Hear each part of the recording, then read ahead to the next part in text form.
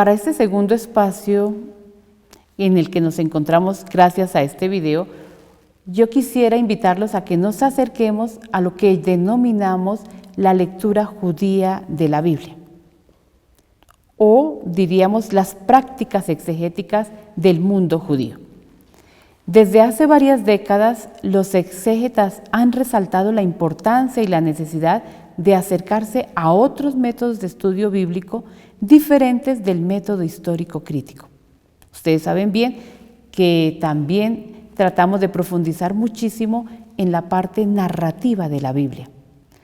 Pero hay otros acercamientos, como son el acercamiento desde el canon bíblico. Se llama un estudio desde la tradición canónica. Y también, junto al estudio desde la tradición canónica, podríamos decir que tenemos la posibilidad de acercarnos al texto bíblico desde la tradición judía. Y esto es muy importante, porque es pensar el texto en el contexto en el que surgió. Nosotros no podemos leer el Antiguo Testamento sin acercarnos a la manera como un pueblo pensó, creó, ideó y formuló los textos bíblicos. Y lo hicieron desde una mentalidad semita con unos criterios de exégesis propios que nosotros desconocemos. Y lo mismo el Nuevo Testamento. El Nuevo Testamento también tiene detrás un trasfondo judío, que es interesantísimo acercarse a él y descubrir la mentalidad que hay detrás de cada texto bíblico. La lectura judía, o también es llamada rabínica de la Escritura, nos permite acercarnos de manera particular al método midrashico o midrásico, pueden encontrar ustedes. Yo en mi caso lo llamo midrashico, que vendría a completar los métodos tradicionales, que no agotan la interpretación de la Biblia. Para entrar en este estudio apasionante y enriquecedor, subrayaremos en un primer lugar el esfuerzo del magisterio eclesial de los últimos años por valorar la tradición judía. Hagámonos la pregunta, ¿qué dice el magisterio acerca de la lectura judía de la Biblia? Y es interesante ver cómo se avanza del querer entablar relaciones de cercanía y respeto, como lo sugiere el Vaticano II, a valorar el empleo de la interpretación judía en el estudio bíblico.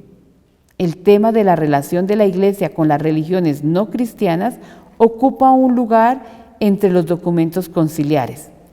Cuando el concilio habla del judaísmo, sitúa la recepción que la Iglesia ha hecho del Antiguo Testamento como herencia del pueblo judío. Nosotros podríamos decir, como se dice coloquialmente, que el cristianismo nació con un libro bajo el brazo. Y el libro bajo el brazo es el Antiguo Testamento. Es decir, somos herederos del Antiguo Testamento y gracias a él podemos comprender mejor quién es Jesucristo, el Mesías, o nuestro Jesús, el Cristo.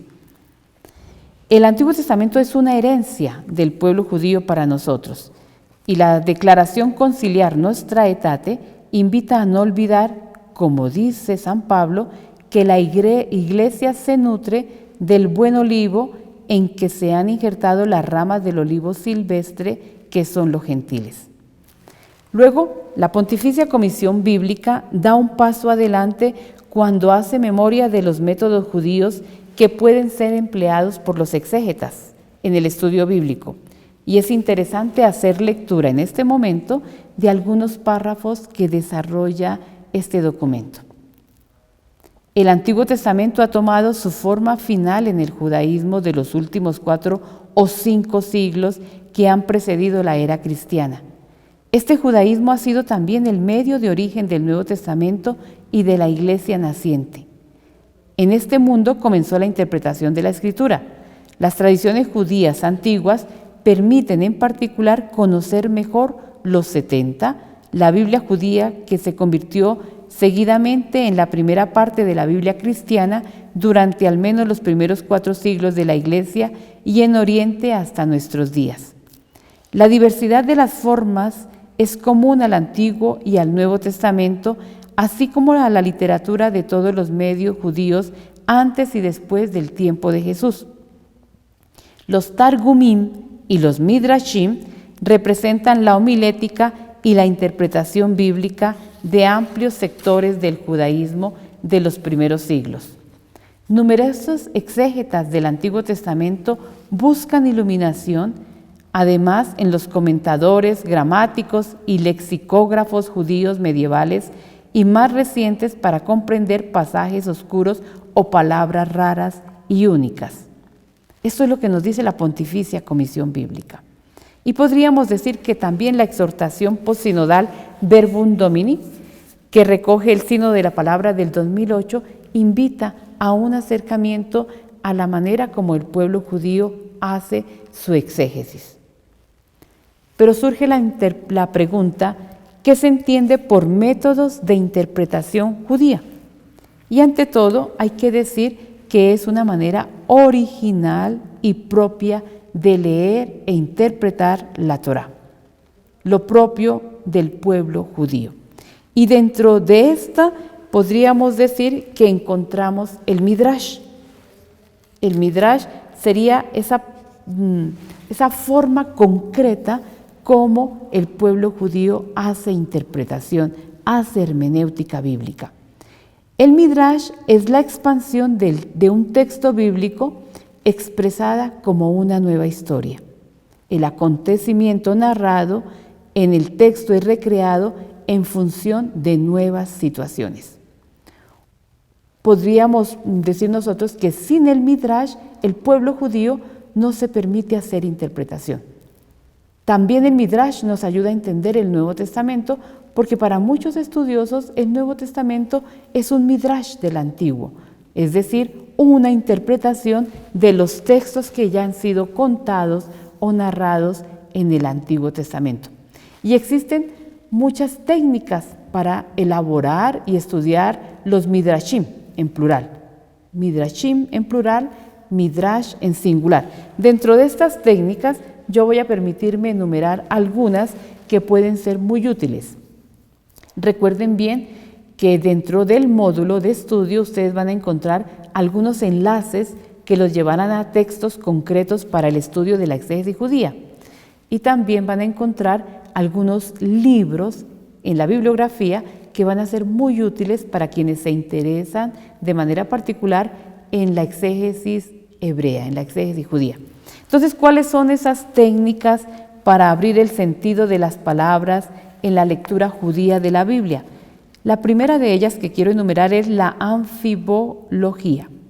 Anfibología, recuerden esa palabrita. Una palabra clave y que nos indica que una expresión o un término puede tener varios significados. ¿Sí? Una palabra lleva en sí varios significados que ayudan a interpretar el texto desde diferentes miradas de fe. Los sabios judíos invitan a no quedarse con un solo sentido o con un solo significado, sino a buscar más de un significado en las palabras, para darle equilibrio a la escritura.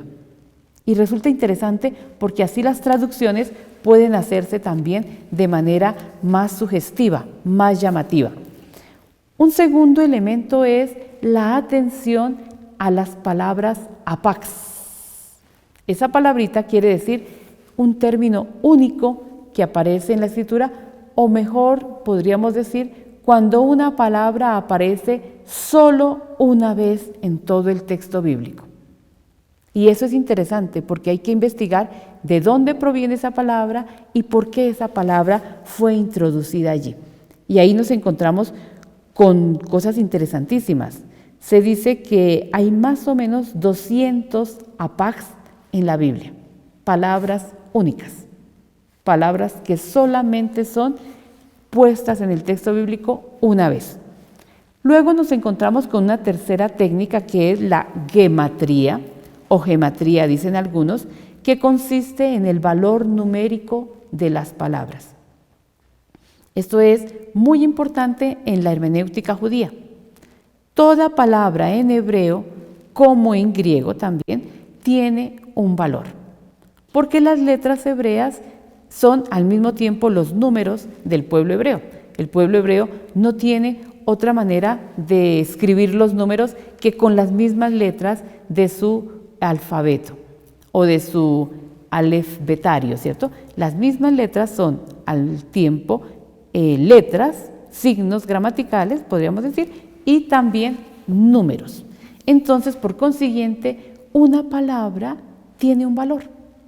Si yo voy a escribir, por ejemplo, el nombre de David, el rey David, yo utilizo 3 letras, 3 consonantes hebreas. Utilizo una Dalet, utilizo una Vav y de nuevo una Dalet. La Dalet tiene un valor numérico de 4. La Vav tiene un valor numérico de 6. Y luego otra Dalet, otro 4.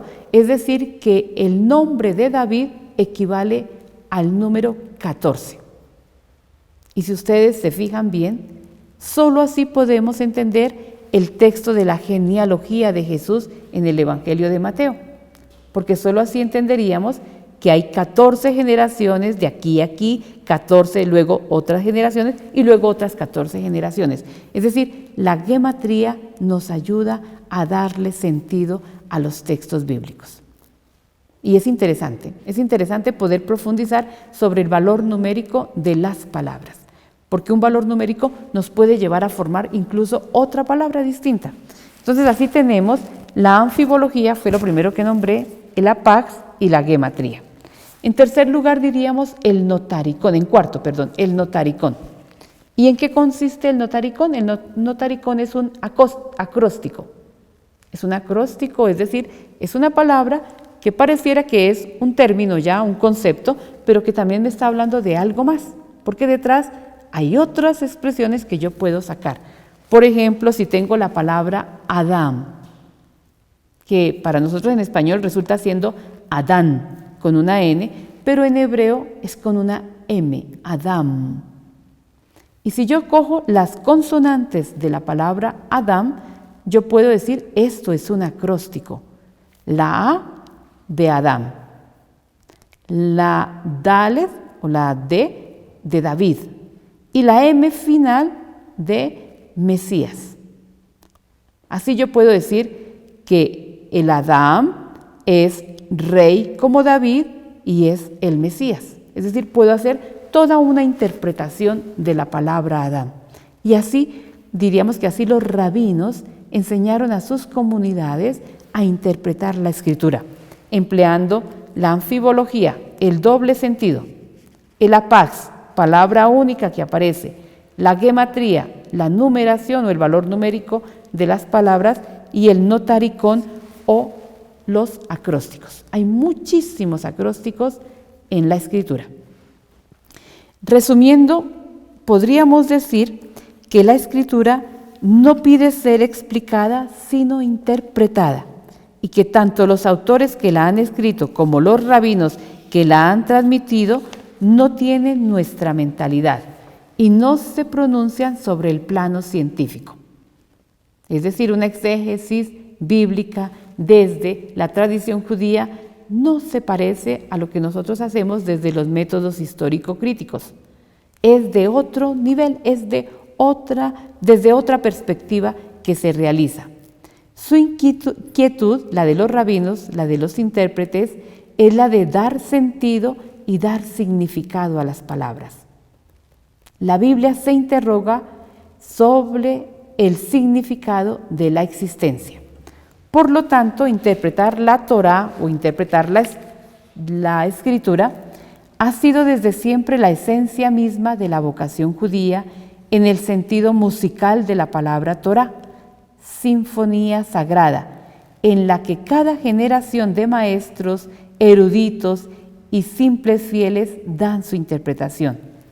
La interpretación judía abre al lector cristiano a un universo nuevo que permite descubrir que hay 1000 puertas para entrar en el texto que se hace palabra de Dios. Son tantas las puertas para entrar en la Escritura como las palabras que ella contiene. Cada una abre una puerta y nos lleva al mismo destino, el encuentro con el Señor, con nosotros mismos y con la comunidad. No se pueden entrar por todas las puertas a la vez. Hay que escoger una y entrar por ella. Las otras se abrirán progresivamente. Así que todos estamos invitados a entrar en la Biblia dejándonos tomar o dejándonos atraer por la manera como el pueblo judío la interpreta.